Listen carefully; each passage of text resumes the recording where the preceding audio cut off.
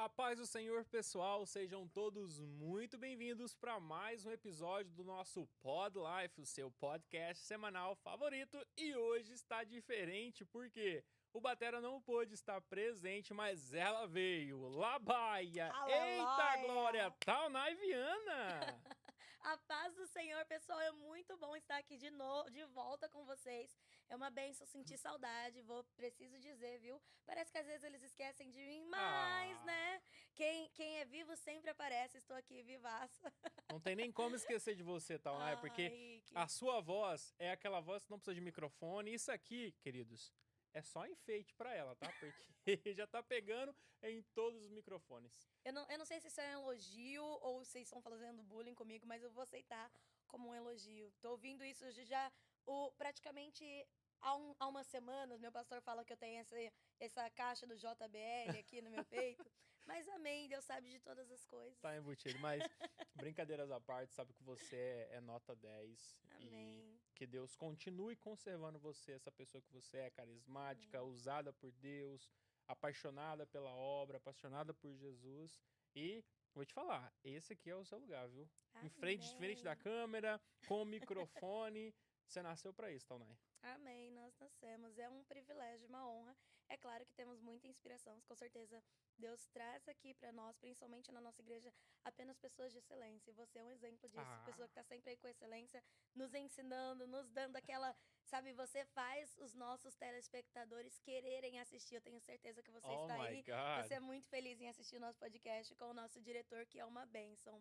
Mas... hoje nós queremos falar que nós temos um convidado super especial. Esse convidado você tem que se preparar porque ele é enciclopédia. É tão difícil que a gente nem humana. sabe falar. Olha, eu vou te falar que eu tô até assim meio desconcertado como que eu vou conversar porque ele simplesmente entende sobre tudo. Sim, muito sábio. Tem muito conhecimento em muitas áreas, tanto bíblicas quanto experiência de vida. E hoje é um privilégio para nós trazê-los aqui. Posso apresentar? Claro, mas só fazendo um adendo, ele tem toda essa bagagem e é novo ainda. Exatamente. Não vou revelar a idade, mas é um cara novo. Meu Deus, fala pra gente, Taunay, quem é esse convidado? Hoje nós temos o privilégio de receber o presbítero Edson França. Ei. Seja muito bem-vindo. Muito obrigado. Eu pensei que vocês estavam falando de outra pessoa. Eu falei, ué, com toda essa bagagem, quem será que eles vão entrevistar primeiro antes de mim? O próprio presbítero Edson. Anderson. O pastor pega tanto no seu pé que aí até confunde. Meu Deus. Presbítero Edson França. É uma honra recebê-lo aqui. Muito obrigado. A honra é minha. Exatamente. Para nós começarmos. Ele é assim, gente, pra quem não conhece, aparentemente meio tímido, meio fechadão, mas sempre tá soltando uma pérola, né? Sempre tá soltando uma piadinha interna, externa, e aqui a gente expõe mesmo, viu, presbítero? Fica em casa, fica à vontade. Aqui não tem segredo. Não tem não. Nossos telespectadores são de casa e se prepara, porque lá vem pergunta. Exatamente. E vamos começar sabendo um pouco de quem é Edson França. Então, fala-nos. Nos conte mais sobre você, a sua história. Procura no Google. Porque aqui é outro nível, viu? Se procurar no Google, vai vir aí a enciclopédia todinha dele. Inclusive, a gente nem conseguiu ainda direto no convidado, mas esse tempo atrás eu joguei Taunay Viana no Google. Deus, não vale. E eu vi muitas coisas lá. Pecado. Porque o seu testemunho, ele é tão impactante. Você já deu testemunho em muitos lugares, né, Taunay? Sim, eu já dei testemunho em muitos lugares. Lá no Brasil, praticamente, percorri o Brasil inteiro. E chegou uma época, quando ele explodiu, que ele deu cerca de 7 milhões de visualizações. Uau. Então, eu acredito que foi aí que começou toda essa pesquisa pelo nome. Mas não aconselho pesquisar. Brincadeira, gente, não pesquisa, porque traz coisas antigas e não é legal. Vamos voltar pro foco. Volta pro... Não tendo nenhum relatório policial ali, já tá bom, né? Não, relatório policial não tem. É só sabe aquelas memórias antigas de você criança, bem feinho? Eu tenho das piores, e aí tá tudo lá no YouTube. Eu aqui me denunciando, vou ser né? bondoso, eu não vou buscar essas imagens e colocar na edição, tá? Muito obrigada, não faça isso, Deus tá vendo. Mas vamos voltar pro mais importante aqui, pro nosso foco, que é o nosso convidado.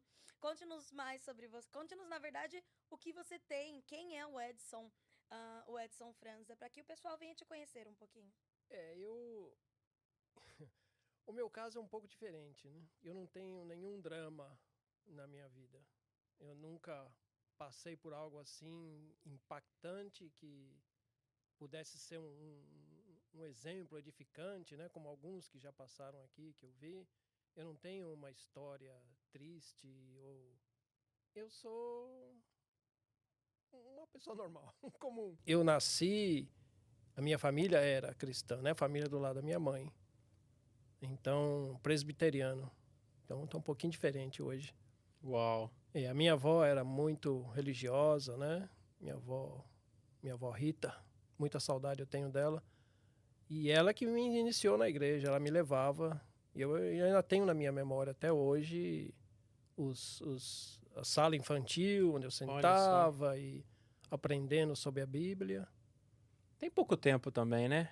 Eu acho que é por isso, né? Tempo, né? Faz uns tá dois, fresco na memória, né? Uns 2 ou 3 séculos, mas...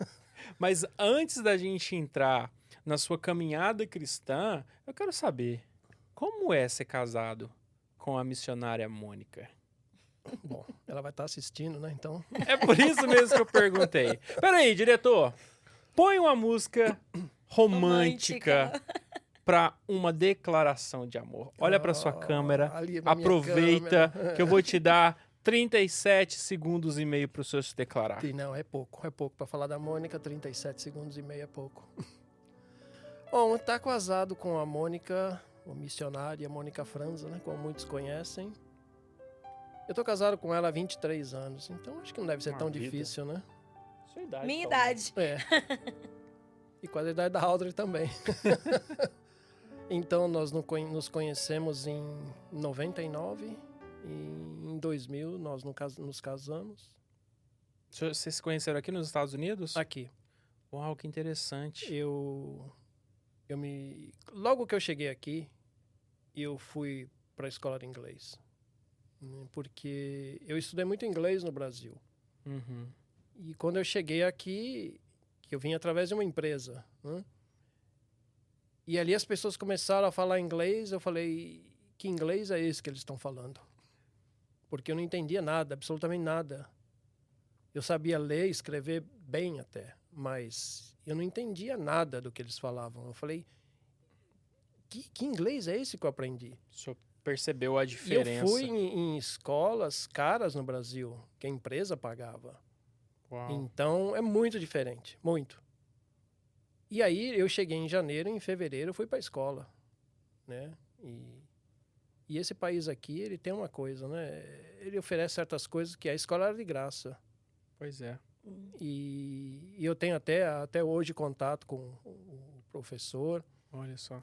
E então, em fevereiro, eu já estava na escola. E em 6 meses, eu já estava alinhado, né? Já estava podendo falar.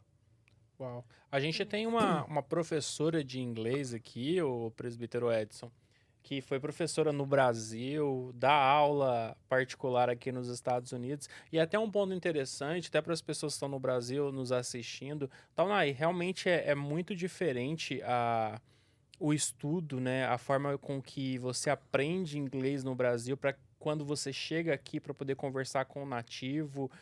No seu ponto de vista, na sua experiência, por que é tão diferente? Entra por conta dessa questão gramatical, politicamente correta, digamos assim. Quando a gente aprende lá no Brasil, primeiro que as pessoas que estão ensinando, elas não são americanas nativas. Então, elas já vão ensinar com o sotaque brasileiro e elas vão ensinar a forma culta de se falar, ok? Então, vai ser como a gente aprende, por exemplo, o português. Quando a gente vai para a escola, a gente aprende português nas escolas, que não é exatamente o português que a gente fala nas ruas, entende? E a mesma coisa acontece com o inglês. Então, o fato de que a gente aprende o inglês praticamente na gramática lá no Brasil, e a gente ouve e reproduz dessa forma, quando a gente vem para cá, vai ter as diminuições das palavras, vai ter as gírias e vão ter muitas outras coisas além do fato de que uma pessoa que fala naturalmente, ela é fluente ou nativa, ela vai falar mais rápido. Então, junta a velocidade, junta os cortes que eles fazem, junta as junções, e tudo isso faz com que fique meio confuso pra gente. Tem quase que voltar para a escola de novo. Exatamente. Então, é necessário, principalmente para pessoas que estão aprendendo inglês, que você, desde o princípio, já tente ter o máximo de contato possível com o inglês nativo. Porque senão acontece exatamente isso que acontece com muitos brasileiros. Eu fui professora nos Estados Unidos, tive contato, ou melhor, fui professora no Brasil, tive contato com alguns americanos enquanto eu estudava, mas mesmo quando eu vim pra cá, demorou cerca de umas 2 semanas para o meu ouvido se adaptar ao inglês americano. Muito rápido, mesmo né? já tendo esse nível mais avançado em inglês. Então, é algo que é necessário, a gente entende e muita gente passa por isso. O sentimento que a gente tem é, caraca, eu não sei nada de inglês, sabe? Mas, querendo ou não, a base nós temos. Nós só precisamos já é alguma treinar coisa, o nosso né? ouvido. Exatamente. Então, dica, quem já chegar aqui para assistir vai sair edificado em todas as áreas. Oh, Treine o aleluia! seu ouvido para que você que está estudando inglês, treine o seu ouvido. Ouça pessoas americanas, ouça louvores em inglês, coisas que vão te trazer mais essa naturalidade, para que você já se acostume ao que você vai ouvir quando chegar aqui. Uma coisa que eu percebi é os professores no Brasil, pelo menos numa escola, né, essa que eu falei que era cara, um dos requerimentos é ter morado fora, né, ter aprendido inglês fora. Mas só que eles moraram na Europa. O inglês bem diferente, então, né? E nem sempre é na Inglaterra. Então, quer dizer, a pessoa vai morar na Noruega e vai aprender o inglês na Noruega, ele vai te trazer, como ela falou, um sotaque diferente, um jeito diferente de falar. E Meu aí, Deus. você chega aqui, por exemplo, se você aprendeu com um sotaque inglês, então você vai falar water. Exato. Mas chega aqui, o cara fala water. O quê? Uhum. Né? O que esse cara tá falando? Aí você não sabe se tá falando água ou se tá chamando Walter, né? Exato. Porque aqui Walter é Walter. E olha que eu ainda tenho o meu sotaque, né? Porque os meus filhos, Audrey e Ian, de vez em quando eles tiram um sarro de mim por causa disso. Não, e eu acho um máximo. Primeiro, né, Taunay, que os filhos desse homem são uma bênção, né? São. Ministros de louvor, Pai. intelectuais, inteligentíssimos. A Audrey, ela se formou em quantas faculdades agora? Recente? 3. Três faculdades de uma vez. O pastor um dia me falando sobre eles, né? Ele falou assim, eu acho excelente, eu acho lindo ver essa família porque eles são excelentes em tudo que eles fazem. Isso é uma coisa esse é um padrão que a gente reconhece na sua família. Pessoas excelentes. Tudo que vocês fazem com excelência. Sim. Seja um business, seja na igreja, por exemplo, a Audrey, ela canta. A Audrey e Ana, eles cantam, eles tocam. E tudo que... A Audrey já traduz aqui também quando precisa. Então, tudo que eles fazem é com excelência. Não é aquela coisa, eu vou fazer isso da forma que eu posso. Ou são limitados, né? Vou fazer meia. Não, eu vou dar o meu melhor naquilo que eu posso fazer. E isso é algo lindo e que também inspira outras pessoas a serem melhores, né? Exatamente. E o podcast é com um presbítero, só que a gente... Mas é porque, gente, ele tem tanto conteúdo que a gente tá fazendo um apanhado de tudo, né? E a gente não pode deixar de trazer esses comentários, é porque realmente são modelos, são exemplos a serem seguidos. E eu vou te falar uma coisa. Quando eles abrem a boca pra louvar, olha, parecem anjos, literalmente. Eu não entendo de música, eu não sei se é o agudo da Audrey, eu não sei o que fala, mas quando ela começa, eu falo, meu Deus do céu, como que atinge essa nota? E eu vou te dizer, é natural, ela nunca foi numa escola de música. Ela nunca fez música. Oh, meu Deus. É dom de Deus mesmo. Eles aprenderam, a Audrey e o Ian, ela tocava violino e ele tocava o cello, né? Na escola, quando eles eram pequenos. E a Audrey, ela sempre se interessou muito por música. Então, ela começou, vai no piano, vai no violão e foi aprendendo e cantava. Agora, o Ian, ele já tem esse dom também. Mas agora, por exemplo, ele está na universidade e ele resolveu fazer música. Então, quer dizer, ele vai ter algo mais ainda. Exato. Inclusive, o rapazinho está lá em Londres agora, lá na Inglaterra, fazendo um curso de 6 meses lá. Meu Deus. À música. Então, quando ele vier, ele tem que vir arrasando, né? E é com lindo de certeza. ver que toda a família é ativa, né? Sim. Os filhos louvam, os filhos são no Ministério de Louvor, o senhor juntamente com a missionária Mônica são pessoas que estão sempre ali trazendo a palavra, o conhecimento. Agora, falando em trazer a palavra, o senhor também acompanha com a igreja todas as quintas-feiras a leitura bíblica, onde vocês leem a Bíblia, vocês discutem. E quando que o senhor começou? Porque existem muitas pessoas que elas vêm para a igreja, mas elas só vivem aquele relacionamento raso com Deus. Muitas pessoas, inclusive, talvez nem tenham aberto uma Bíblia na vida de crente deles. Tem muito Exatamente. mais do que você pensa. Exato. Mas nós vemos no Senhor uma pessoa que é um servo de Deus, que tem conhecimento, mas quando que o Senhor começou a se interessar tanto assim por se aprofundar nas coisas de Deus? Olha, deixa eu contar um pouco da minha trajetória. Como eu disse, a minha avó me levava para a igreja e eu fiquei um tempo, eu não me recordo quanto tempo. Não foi assim um tempo longo. E então, porque a minha mãe e o meu pai, eles não iam na igreja. O meu pai, inclusive, ele era, né, da religião católica, mas nenhum dos dois Eram frequentava. praticantes. Então a minha avó me levava todo domingo, porque ela ia todo domingo. E passou um tempo, como eu disse, eu não lembro, e eu parei de ir. Eu não me recordo por quê. Não sei se minha avó parou de ir, porque, né, por causa da idade. E aí eu cresci um pouco, e quando você fica fora, aí você começa a conhecer outras coisas, né? Aí eu conheci uma moça, que eu comecei a namorar, e essa moça frequentava candomblé. Quer dizer, ela não era muito frequente, era mais a família dela, a irmã dela principalmente. Mas estava né? no meio, né? Mas ela tinha o... E aí eu fui ver o que era. Então eu fiquei um tempo nesse candomblé e passado um tempo eu percebi e falei, pode ser bom para eles, mas para mim é uma perda de tempo. Ou seja, o senhor estava ali, mas não se sentia parte daquele movimento. Eu nunca fiz parte. Até tentaram, quiseram me transformar em médium e soprava fumaça na minha cabeça. Fazia um monte de coisa. E eu, sabe, acendia lá uma cigarrilha, mas eu nunca me inteirei no negócio. Até que um dia eu decidi...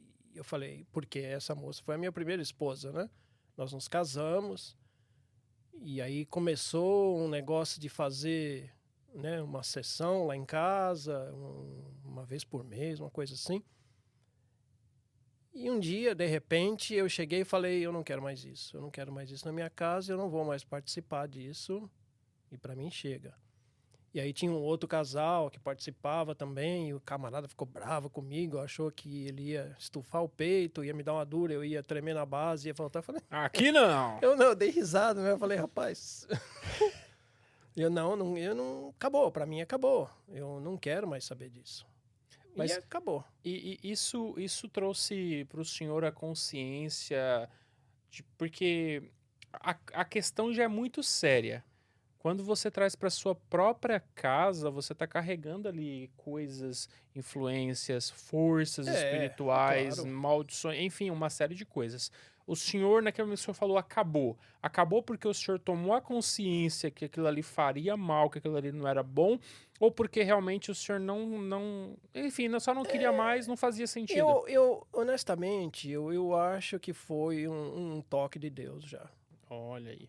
Porque foi uma coisa assim repentina, sabe? De repente, eu perdi a graça no negócio. Quer dizer, já nunca teve muita, mas aí fiquei enfadado. Falei, não dá mais, chega. Falei, isso aqui é perda de tempo e eu não gosto das coisas do jeito que acontecem, sabe? Esse negócio de fica fazendo macumba para um, macumba para outro. Eu falei, não... Eita. Porque a vida deles é isso, rapaz, é fazer macumba, sabe? Virou quase um business. Aí mais tarde eu fui descobrir, porque Deus me deu um negócio, Ele me deu um certo discernimento, e às vezes eu bato o olho, E eu enxergo certas coisas. E um Isso é dia muito bom. eu vi o casal que era dono do centro ali, onde eles costumavam frequentar. E eu falei, alguma coisa está errada aí. Falei, essa mulher não está sendo igual ela era antes. Alguma coisa mudou. Aí, mais tarde, eu fui descobrir que ela tinha um amante dentro do centro e eles tentaram matar o marido dela. Que bagunça. E aí a coisa desmoronou. Né? O negócio ficou feio pro lado deles. Misericórdia. E eu falei, ó, tá vendo? E aí eu fui seguindo, né? Acabou o candomblé na minha vida. Aí eu frequentei assim... Eu ia um pouco na igreja católica, mas não muito, né? Mas eu tinha aquela base criada no presbiteriano que eu não acreditava em santo, né? Então eu entro numa igreja, eu vejo aquelas estátuas, para mim é uma obra de arte apenas, né? Porque tem algumas que são realmente obras de arte. Sim. E a gente não pode tirar esse valor, né? A pessoa, Michelangelo fez, né? Mas nunca me tocou de orar para alguma estátua, nunca fiz isso. Eu até fazer uma pergunta, o senhor que é muitas perguntas, né? O senhor que tem tanto conhecimento assim. Devagar.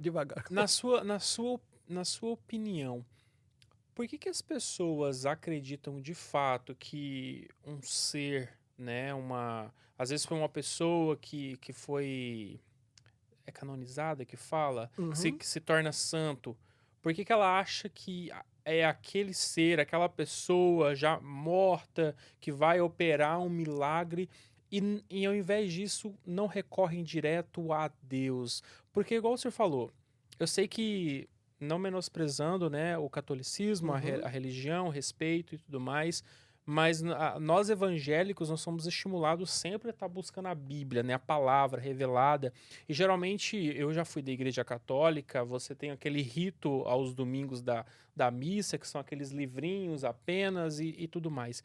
O senhor acha que é porque eles não são influenciados, direcionados à leitura da Bíblia? Porque quando você lê a Bíblia deixa muito clara sobre essa questão. Exato. Na opinião do senhor, por quê que isso acontece de fato? As pessoas têm tanta sede, né? Por achar uma imagem para idolatrar. Exato. Bom, isso vem de tradição, né? Então, a Igreja Católica, quando... Bom, eu quero deixar uma coisa clara, né? Que muitas pessoas, eles criticam do nosso meio, né? O cristianismo. Mas a gente esquece de que o catolicismo também é cristianismo. Eles são cristãos, eles vieram antes de nós ainda, né? Então a nossa religião saiu deles, né? Porque a gente não concordou com certas coisas, né? Então uma pessoa não concordou ali. E justamente o que ele não concordou foi com a ignorância bíblica. Foi aí onde tudo começou. Porque eu acho que existe o erro dos dois lados. Então, é bom para mim que você não aprenda, assim, e eu posso te controlar melhor. Por outro lado, você pensa, já que ele sabe tudo, eu não tenho que me preocupar com isso. Então você pensa, eu vou lá na missa uma vez por semana, uma vez por mês, ou seja lá a época que você vai, e eu estou em paz com Deus. Agora, o fato de o que eu aprendi, porque eu converso com as pessoas, né?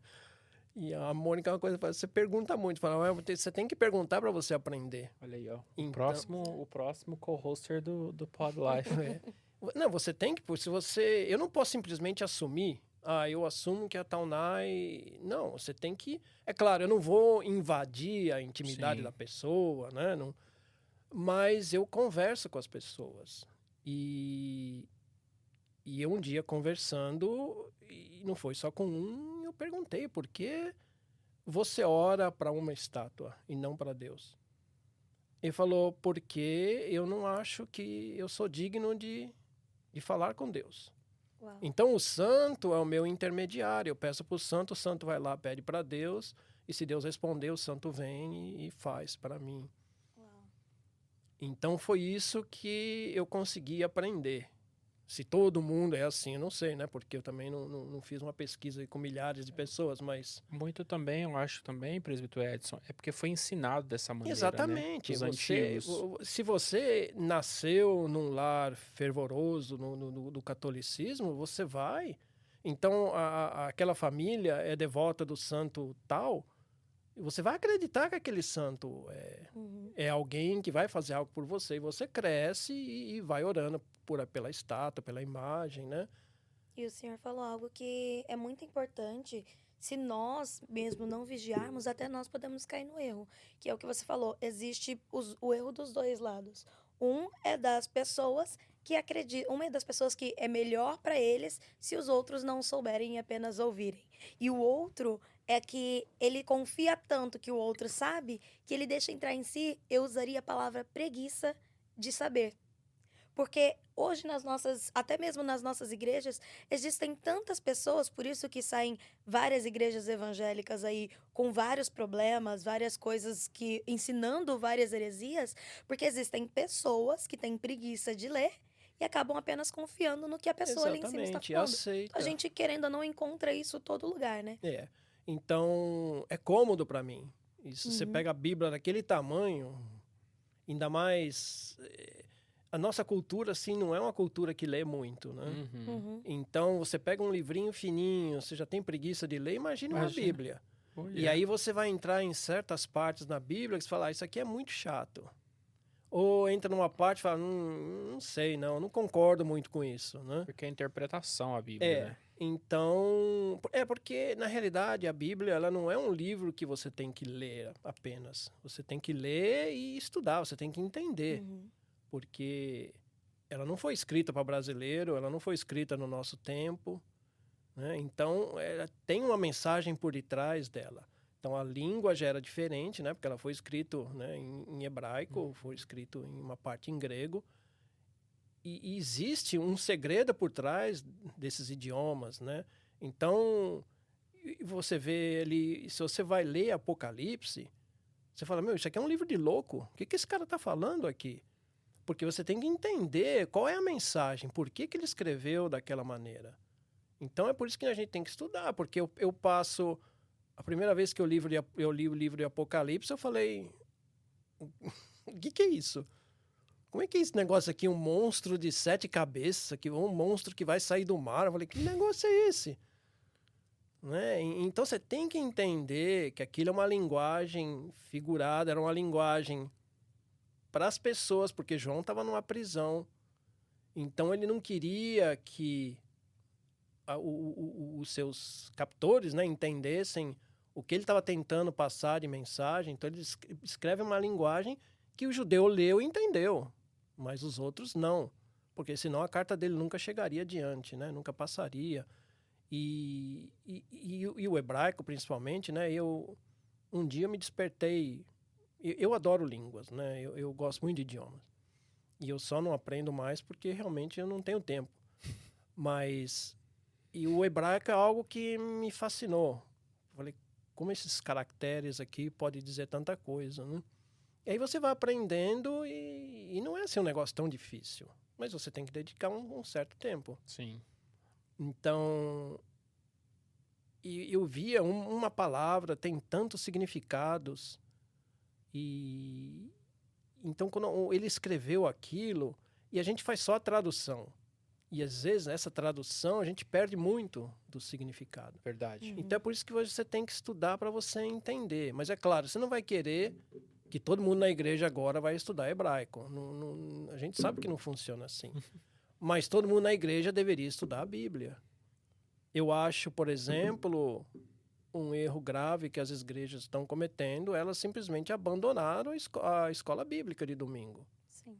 São poucas que tem hoje em dia. Por quê? Porque as pessoas não querem mais se dedicar, não quer passar ali. É 1 hora, mas a pessoa acha que é muito, tem outras coisas para fazer. Que é mais fácil se modernizar para não perder o membro do que manter o princípio e ensinar eles que princípio tem que ser seguido. Aí eu percebi que muita gente, eles vão na igreja e eles se contentam com aquele versículo ou passagem que vai ser lida no culto. E às vezes o pastor lê apenas um versículo. Então você vai ter que esperar mais uma semana para ler um outro versículo ou o quê? Foi aí que eu até conversei com o pastor antes e falei, pastor antes, eu quero fazer uma leitura bíblica, né? E eu quero fazer online, porque assim as pessoas não têm que se comprometer a vir aqui, fica mais Exato. fácil. Ele concordou e mesmo assim não são tantos, eu gostaria que mais gente participasse, mas cada um tem o seu tempo, né? Então, falei, eu vou me propor a fazer e eu faço e tem um grupinho que tá indo bem. Que bom. Tem um De vez em tempo já, quando. né, que tá acontecendo, né? Tem quase um ano já. Bacana. Quase um ano. E que a gente só faz 1 hora por semana, né? Mas se eu quisesse fazer um outro dia, uma outra hora, já não ia funcionar tão bem, porque tem gente que tem um compromisso e tem Sim. outras atividades da igreja, né? Então, eu achei essa quinta-feira, porque não tinha nada, né? Não tinha nada na agenda da Na igreja agenda da pra igreja, fazer. eu falei, então não vou atrapalhar, porque eu não posso querer fazer na quarta-feira, por exemplo. É, dia de culto, né? Ou na segunda-feira, dia de oração, não faz sentido. Então, eu vi a quinta era disponível, eu comecei. E o que é interessante é que não são só pessoas daqui de Nova York, né? Não, tem gente até do Brasil. Olha só que interessante. Aquela questão, quando tem sede, né? Se tiver sede, tem a água ali para poder saciar.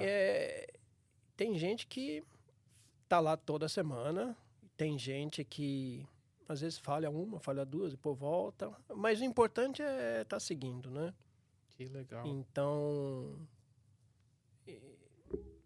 e como eu estava dizendo, né, que agora a gente saiu tanto do assunto, então eu comecei a ir na igreja católica, vi ali umas missas e eu tinha um papelzinho lá, a pessoa lia aquele papel, então o padre falava e a pessoa daqui a pouco repetia tudo, mas na outra missa era a mesma coisa, falou, né, eu falei, também não me é encontrei negócio, aqui. não. Aí um dia um amigo meu me convidou para visitar um centro kardecista. Eu fui e eu gostei. Eu já sei porque o senhor gostou. Por quê? Mas antes do senhor eu contar, né, o que eu acho, porque o senhor gostei, Taunay tem um recadinho pra gente. Exatamente, nós não poderíamos parar e você, deixar essa parte de lado, você que assistiu a gente até aqui, não se esqueça de seguir os nossos patrocinadores. Nós vamos chamar o vídeo, a Letícia vai explicar um pouquinho mais pra vocês. Ei você, somos gratos pela sua vida e por nos assistir. Deus abençoe. O Pod Life e as suas extensões Pod Life School, Pod Life Dallas, Pod Life Express é um projeto que realizamos aqui na Adelife, com o objetivo de glorificar a Deus, alcançar, informar e impactar vidas através dos nossos conteúdos. E para que possamos melhorarmos ainda mais e cumprir a nossa missão, Deus nos abençoou com patrocinadores que acreditam e por isso investem no Pod Life. Vocês, a nossa audiência, podem contratá-los, são eles: WSM Epoxy Floors, After Hours Construction, NYC Marble Care, Sabrina Montante Brazilian Nails. Muito obrigado. Louvamos a Deus por vocês e oramos para que Deus os abençoe cada vez mais. E se você que está nos assistindo quer nos apoiar com sua audiência, sentir o desejo de fazer parte do nosso quadro de patrocinadores, entre em contato, envie uma mensagem nas nossas redes sociais. Temos planos diversificados para você escolher. A Bíblia diz em Gálatas 6:7, Deus não permite que zombem dele. Tudo que o homem semear, certamente colherá. E voltamos, você viu aí, né? Cada patrocinador é importante porque eles ajudam a manter esse projeto, a manter essa obra. E glória a Deus pela vida de cada um dos nossos patrocinadores. E por você que nos acompanha, aproveita já, se inscreve no canal, curte esse vídeo, compartilha, envia para o máximo de pessoas que você puder para que essa mensagem possa chegar a lugares que a gente nem imagina. Cada vez que você faz isso, o YouTube entende que este conteúdo ele é relevante e vai distribuir cada vez mais. Então, para fazer missão, você não precisa simplesmente apenas ir na África. Você enviando esse vídeo para outra pessoa, você já está sendo um missionário também.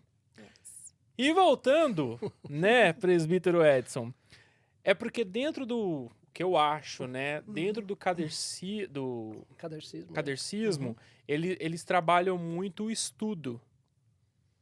Seria por isso. Inclusive, eu sou de uma cidade que é do lado de onde nasceu o Allan Kardec. Allan Kardec ou foi o Chico Xavier? Porque o Allan Kardec é francês. O Chico Xavier que foi... Você tá chique, o Chico Xavier que foi... É porque o Chico Xavier, ele é de Uberaba. Ele é de Uberaba. E ele foi uma das pessoas que propagou muito essa... Muitíssimo. Exatamente, essa questão da linha branca que eles chamam, né? Dentro do espiritismo. Mas foi por isso que o senhor gostou? Olha, tem essa parte também. Mas... eu, assim, as pessoas são mais receptivas e elas têm... Se tem uma coisa que o kardecismo tem, é fazer obra de caridade. Todo lugar. Então, eles fazem muito. Não importa para quem. Se tiver que entrar numa favela, eles entram. Inclusive, uma vez eu fui. E aí, descobrindo ali, o menino estava voltando porque ele tinha levado um tiro na barriga. Voltando, eu falei, como é que vocês me enfiam num negócio desse? Agora eu tenho que, eu não sei o que aconteceu aqui. Agora tem que falar com um traficante que mora na favela. Mas, graças a Deus, deu tudo certo. Então, o kardecismo tem isso. Eles têm muita obra de caridade. Eles são boas pessoas. Eu diria, eles são boas pessoas. Mas o problema é que eles acreditam que Jesus era um homem comum, apenas um espírito elevado, e que nós temos condição de ser igual a Jesus. Um dia nós vamos ser. Né? E aí você começa a estudar e começa a surgir perguntas que não têm resposta. Sabe? Uma delas era porque eles acreditam que nós estamos numa transição para um mundo melhor.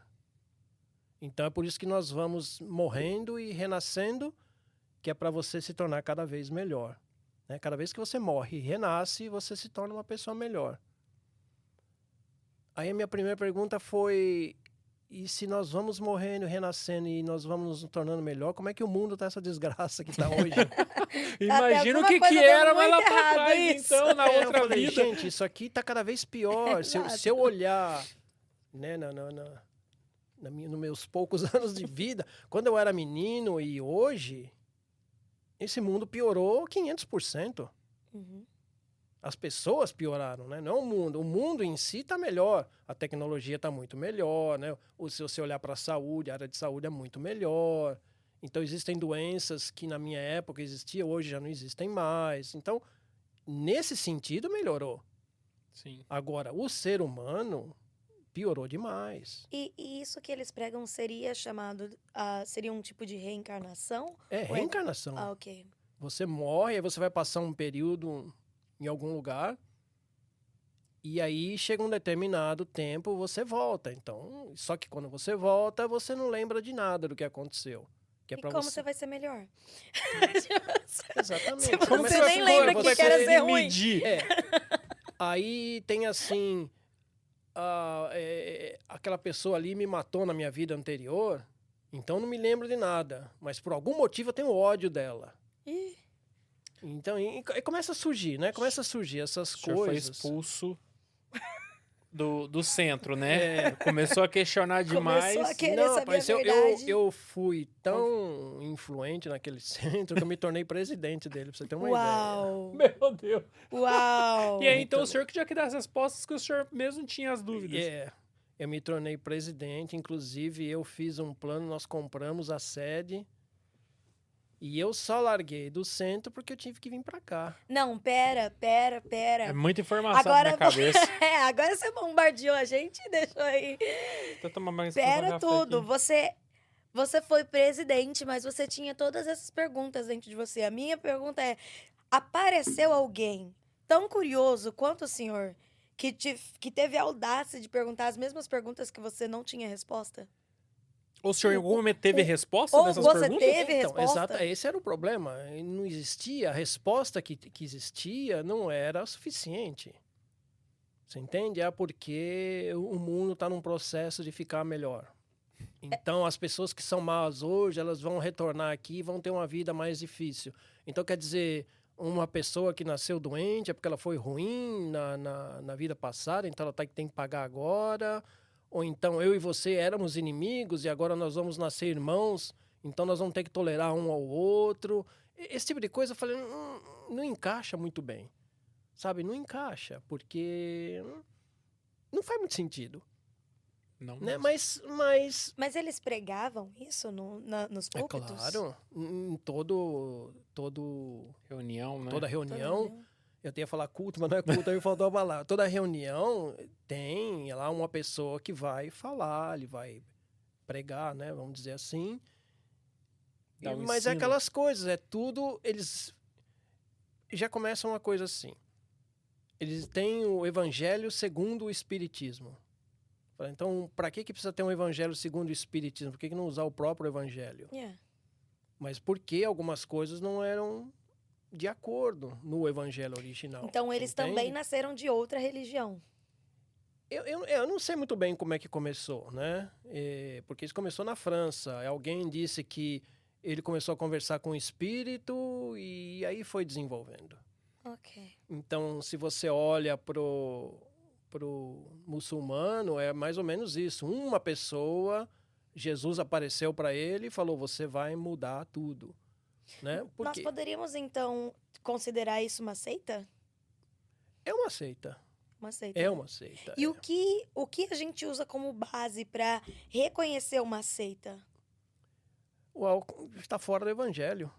Então, tudo que vai contra o evangelho é considerado Exatamente, seita. porque essa é a condição de se criarem outras religiões, porque você não aceita o que está no evangelho.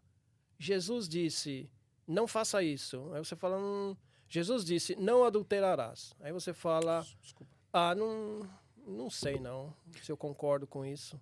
Inclusive, existem alguns grupos, eu vou colocar grupos assim para não trazer nomes, que se dizem evangélicos, mas que são de fato seitas. Por quê? Porque eles acreditam que somente eles serão salvos.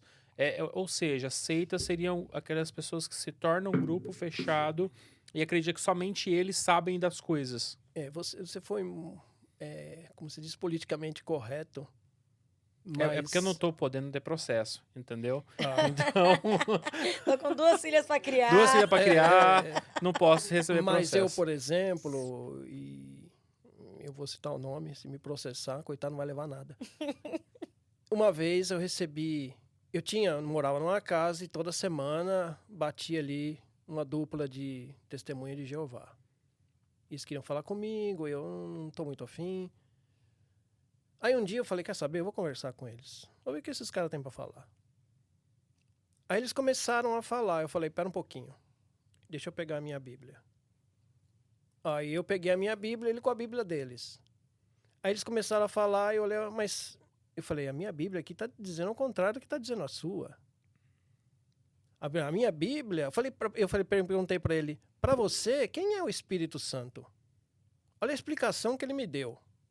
Eu falei, o Espírito Santo é apenas uma força. Ele não é uma pessoa.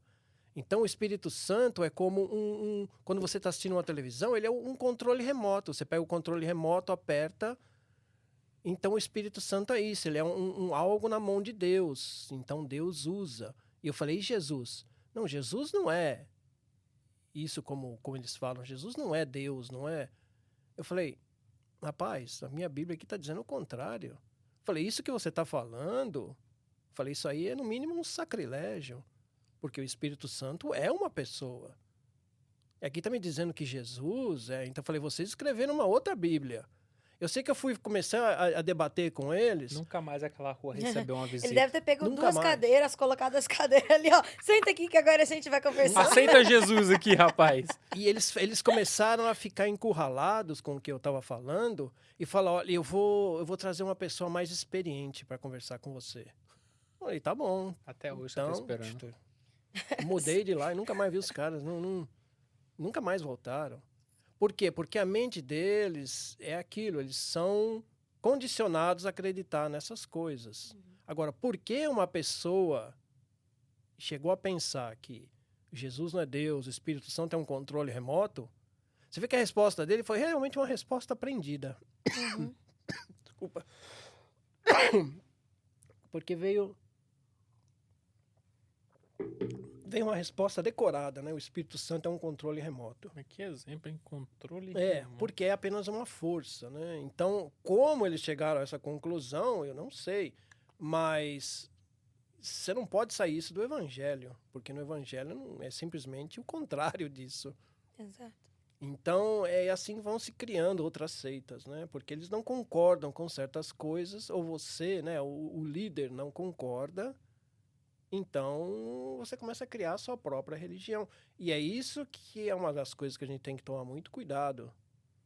Porque se você frequenta uma igreja e você vê que o pastor daquela igreja começa a falar umas coisas, e se você conhece a Bíblia e você percebe que aquilo não está na Bíblia, então ele já começou a criar uma seita. Ele começou a escrever a sua própria Bíblia. E é isso que tem levado as religiões ao caos que é hoje. Uau. Nós vivemos numa geração, que é a geração Z, né? O Z. É a geração com menos religiosos. Por causa desses escândalos, por causa da tecnologia, por causa das pessoas têm que crer para ver. Então, justamente é por causa disso, porque as pessoas não são ensinadas quem é Deus. Essa que é a pura e verdade. E aí eu fui caminhando. Aí nasceram... Eu vim para cá, né? Me desliguei daquele centro. E Deus apresentou a luz. A missionária Mônica na sua vida. Foi quem consertou tudo. Mais ou menos.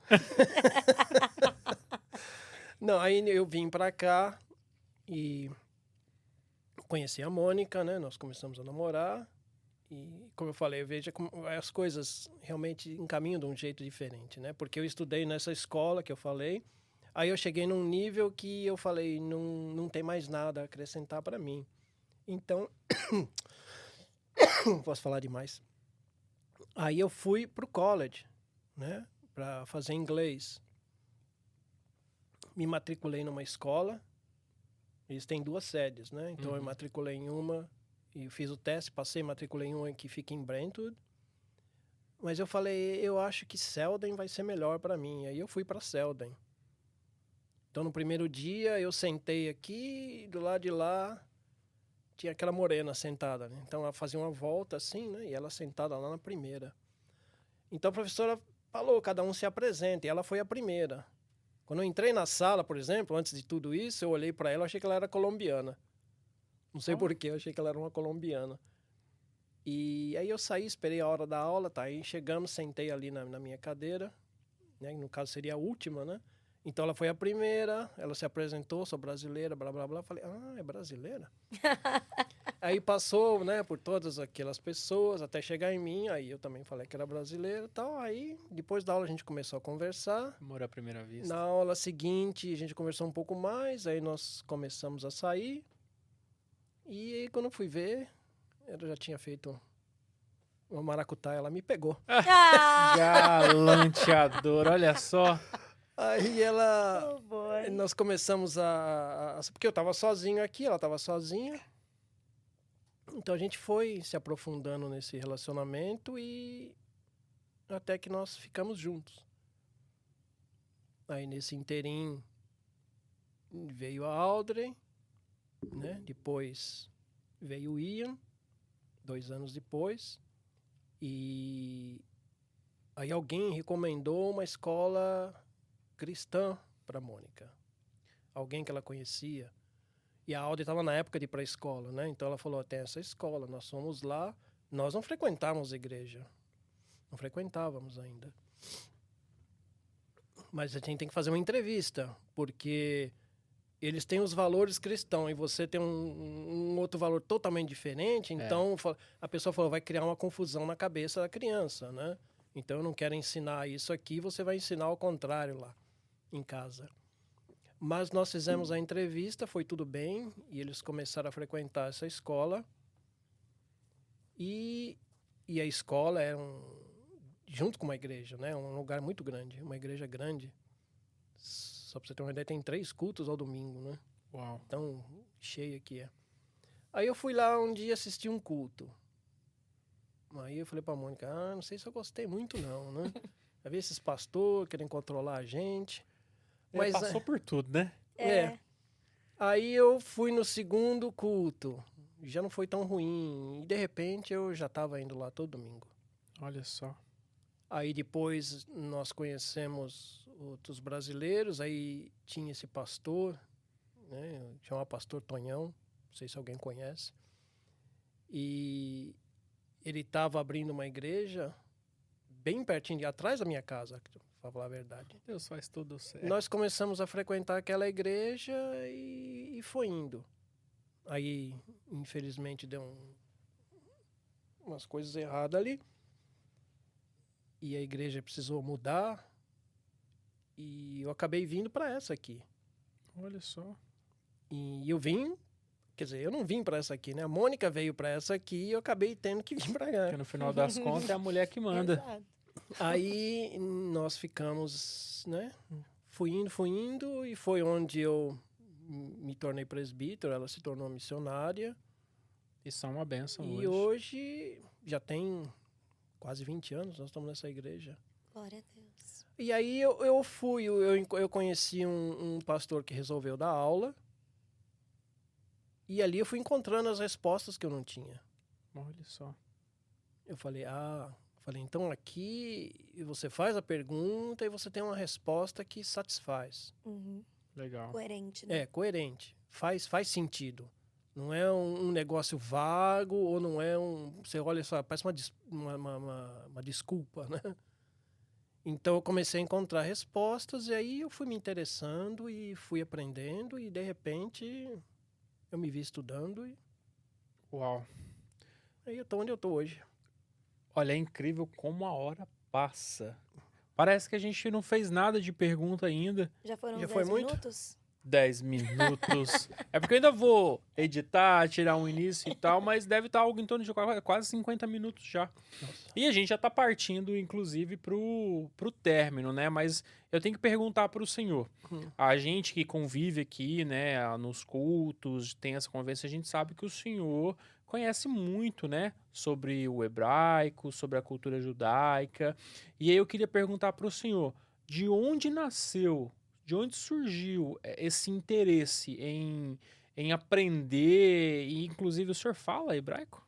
Não ainda, né? Porque o problema é você não estar junto com as pessoas que falam hebraico, né? Então, mas eu tenho certeza que se eu fosse para Israel e ficasse ali uns 3 meses, por exemplo, eu voltaria. A minha vontade seria essa, né? Mas Fazer uma imersão. Põe a mão na minha cabeça, porque eu já tô há 2 anos aqui, mal eu falo hi, how are you? Mas é porque talvez você tenha muito contato com um brasileiro apenas, né? Então, se você fala português o tempo todo, é difícil. Mas onde que o senhor aprendeu hebraico? Pegando curso, fazendo curso. E me deu uma vontade de aprender hebraico. O senhor fez presencial? Eu fiz, não presencial, online. E eu fiz com uma escola que eles são lá em Israel. E era uma vez por semana, mas é difícil, né? Você falar 1 hora numa semana, depois o resto você fala português, inglês, é difícil você encaixar. Eu acho que todo idioma que não vai usar o abecedário, deve ser muito mais difícil para você entender o som que aquela palavra, não sei se eu posso falar a palavra, que aquela escrita ali, aquela letra. É uma letra, só tem um desenho diferente, né, do nosso, mas Pois é uma letra. Eu tô custando a decorar o alfabeto em inglês, quando eu me perco entre o E e o I, o A não, mas... O inglês é uma coisa diferente mesmo, né? Você lê o E e vai ter o som de I. Né? Não, aí você lê o I tem o som de I. Isso é o I, E. Então, até você se acostumar, mas se acostuma. Mas o que mais me chamou a atenção no hebraico foi o que existe por trás dele. Né? O que existe é o que eu acho fascinante. Uma palavra pode te dizer coisas profundas, uma letra pode te dizer coisas profundas. Então, quando você lê o original do hebraico, você fala, meu Deus, olha só, eu nunca pensei que era isso que esse versículo estava querendo dizer. Você já conseguiu ler algum livro da Bíblia toda em hebraico? A Bíblia toda? Não. Ou algum livro da da Bíblia? Algum Bíblia. livro todo? Não, não li o livro todo, né? Você vai lendo... Porque existe uma coisa que, pelo menos até agora, para mim é difícil ainda. O hebraico original não existe vogal. Uau. Então, você tem que aprender o que significa aquela palavra. Porque se você vê as mesmas letras, só consoante, primeiro nós não temos isso, nós não falamos só consoante. Então, às vezes escrito da mesma maneira, mas ela quer dizer 2 ou 3 palavras diferentes. Então, aqui é com A ou com E ou com O, né? Então, Tá me me deixando travou. curiosa. Agora eu queria pedir pra você falar uma frase pra gente. não faz comigo, não. Não, o senhor fala, porque toda Não, o vez que o senhor senhor vai fala. ministrar, o senhor traz alguma coisa, presbítero. Não, tem nada de vergonha, não. Você quer que eu fale o quê? Ah, Bereshit bara Elohim? no princípio criou Deus os céus e a terra. Então, tá vendo? Você já sabe. É porque o pastor fala isso nas pregações, aí eu lembro. Mas agora fala outra, eu falo outra. Ó, é difícil. Pode ser uma que você se sente à vontade. Só que traduz pra gente também, que senão a gente... Não, tem o Naim Erod, quer dizer, é um cumprimento, né? Quando você fala tchau, né? Ou até mais. Naim Hot seria Naim o Erod, tchau. É. O problema do hebraico, ele é muito gutural, né? Que você fala aquele... Então, você tem que aprender isso, porque senão tem algumas palavras, elas não saem diferente, né? Elas não saem certas, né? É interessantíssimo o que é a comunicação, né? É. Essa criação. Eu não vou nem entrar muito, senão vai surgir mais um assunto, porque existe até uma explicação sobre isso, né? Do primeiro idioma que foi criado, a escrita da Bíblia começou em um idioma e aí mudaram. Enfim, isso vai ser para um próximo episódio, presbítero Edson. Mas aonde o senhor pretende chegar com toda essa busca aí pelo conhecimento hebraico? No céu. Não, eu digo assim, pretende se tornar aí um Eu professor, quero... um teólogo? Bom, teólogo, acho que cada um que estuda a Bíblia é um teólogo, né? É um Uhum. pouco teólogo. Professor, talvez um dia, mas o meu sonho agora é um dia chegar em Israel e conversar com eles em hebraico. Uau. É claro, Conseguir eu vou entender. ter o meu sotaque, vou, porque é difícil você, né? Sim. Eu, quando cheguei aqui, eu me preocupava demais com sotaque. Até que um dia um americano falou para mim, não se preocupa com sotaque. Uhum. Falei, nós queremos entender o que você está falando e queremos que você entenda o que nós estamos falando. Exato. Sotaque, ninguém se preocupa aqui. Foi aí onde me libertei. Falei, então tá Exato. bom. E uma coisa interessante do sotaque que a gente precisa entender é que aquela é a nossa marca, é a nossa origem. Quando eu quero ficar totalmente sem sotaque, tudo bem, as pessoas vão me entender, vai soar mais natural, tudo bem, mas eu vou perder a minha marca. Eu vou perder praticamente partes de mim, partes da minha história, entende? Agora, quando um americano fala o inglês do jeito que eles falam, a gente sabe que eles é americano exatamente pela forma como eles falam. Se eu ouvir um indiano falando inglês, a gente vai saber que ele é indiano. E assim, em cada cultura, né? Mas existem, por exemplo, o indiano e o chinês, o sotaque deles é extremamente forte. Muito. É muito forte. Então, às vezes, você não consegue entender o que eles Uhum. estão falando. E assim é o americano também. Ou o hispano, tem certos lugares que eles falam mesmo espanhol, mas eles têm um sotaque diferente e às vezes o americano não consegue. E como se vive muito, que nem nós brasileiros cometemos esse mesmo erro. Nós chegamos aqui, vivemos no meio de brasileiro português ou hispano e a gente continua falando português o tempo todo. Aí nós vamos assistir televisão, assiste a Globo. Então, quer dizer, você nunca vai aprender inglês desse jeito. Foi por isso que quando eu cheguei aqui, eu falei, no mês seguinte, eu não tenho televisão brasileira, por exemplo, né? Eu cheguei aqui, no mês seguinte, eu já fui para a escola. Eu falei, porque eu não posso sair daqui, porque meu plano era ficar aqui 1 ano apenas. E 27 já se passaram. Você faz planos, mas Exatamente, mas as coisas mudam, né? E um dia eu conto essa história, como porque eu cheguei aqui embaixo da direção de Deus, é um milagre de Deus. Então, esse é o maior erro da nossa comunidade, é só falar o português, né? Porque nós estamos aqui, nós estamos falando português, mas não significa que agora eu vou lá fora e não consigo me comunicar com ninguém. Não é certo. E para eles, isso irrita muito eles. Porque eles querem algo de você ou querem entender o que você está falando, então fica irritante, né? Ainda mais porque eles se sentem já meio assim, porque eles não conseguem aprender outra língua. Yeah. O americano fala inglês e acabou. Eu acho que, no geral, esse podcast nos trouxe uma lição muito importante, que é saia da sua zona de conforto em todas as áreas da sua vida. Já tem até o título. Glória a Deus pela sua vida, Taonai. Mas tem que ser. Se você não se dedicar em qualquer coisa que você for fazer... Yeah. Poxa, presbítero Edson, muito obrigado pela sua participação, por o senhor apresentar aqui 0,5% de todo o seu conhecimento, sua sabedoria. E vamos marcar já um segundo episódio, porque a gente tem muita coisa para poder falar e conversar e trazer. Aprender para as pessoas. Muito obrigada. Eu acho que eu falo muito, né? Obrigado. Taonai, obrigado por ter vindo aqui. Já a gente se encontra por aí. Para você que nos acompanhou, obrigado pela sua audiência. Fique com Deus. Um beijo no seu coração. E a gente se vê num próximo episódio. Eu tchau. Tchau, tchau.